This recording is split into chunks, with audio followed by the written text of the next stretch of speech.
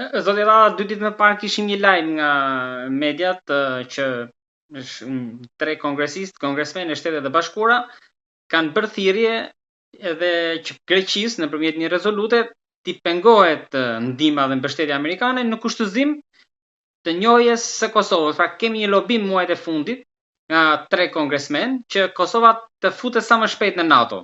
Edhe për këtë kanë dalur edhe te Greqia që ta njohë Kosovën. Ka shanse në gjykimin tuaj që së shpejti të kemi ndonjë ndërlidhje pozitive? E kam thënë dhe një herë dhe po e ripërsëris. Greqia nuk do ta njohë pavarësinë e Kosovës apo antarësimin e Kosovës në NATO pa lejen e Serbisë dhe të Rusisë.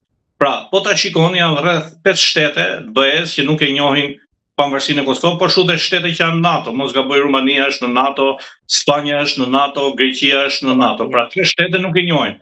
E pra atëherë këta do vendosin veto që mos antarësohet, edhe pse 3 kongresmenët me një nisë pozitive e bëjnë të tillë, por mos harroni ne kemi mbi 100 e ca kongresmen amerikan me origjinë greke që mund t'i bëjnë hije propozimit të 3 kongresmenëve amerikan të cilët kanë një nisë shumë pozitive. Mirë bëjnë që e kanë bërë këtë nisë, unë jam pesimist, nuk besoj, duke ditur pozicionin e Greqisë, duke ditur politikën greke, duke ditur që Greqia ka marrëveshje fatgjata me Serbinë edhe me Rusinë dhe pa lejen e atyre Greqia nuk mund të bëjë asnjë hap drejt njohjes pavarësisë Kosovës apo drejt të antarësimit të Kosovës në NATO. Do ta mbyllim këtë çështje prapë me Ibarin që 3 ditë më parë nuk u miratuar sërish as në mbledhjen e dytë në Bashkimin Evropian, pra në Bruksel raporti për Shqipërinë, pasi 9 vendet mes tyre dhe Greqia vazhdojnë që të këmbgulin pra të kërkesat e tyre. Ju e keni thënë që Shqipëria nuk ka shanse të antarësohet në Bashkimin Evropian, po e rikthej duke qenë se sërish në mbledhjen e dytë dështoi miratimi, edhe për ata që na ndjekin për herë të parë që edhe mes atyre shteteve, sigurisht për të habitur është Polonia se çdo aty, po aty është dhe Greqia. Greqia ndodhet ke këto gjithmonë do ketë veto greke ndaj Shqipërisë, pa marrë kishim veto për asociimi për Varreza, pra gjithçka Greqia me veton përfiton gjëra, pra si shtet grende vetë ndaj shqiptarëve. Dhe vendet e tjera kërkojnë kushte të tjera apo kërkesa të tjera ndaj Shqipërisë, që janë nëse normale, siç është drejtësia, siguria, ekonomia.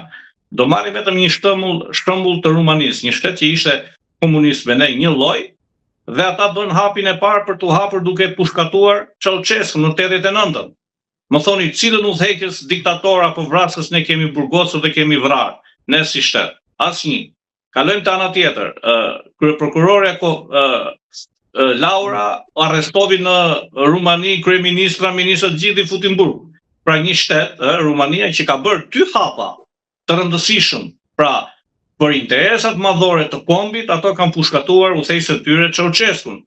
Për interesat të tyre madhore të kombit dhe shtetit për të ndërsuar BE, Rumania arrestovi kryeministra, ministra. Tani më tregoni ju arrestimet e bujshme që janë bërë sot për sot. Nuk kemi arrestimin e Ilir Metës me një tjetër gjë, por nuk kemi për shembull të Ramës, Sali Berishës dhe shumë të tjerëve. Kemi arrestime që bën nga 2-3 vite burg dhe dalin duke vjedhur 100 milion euro.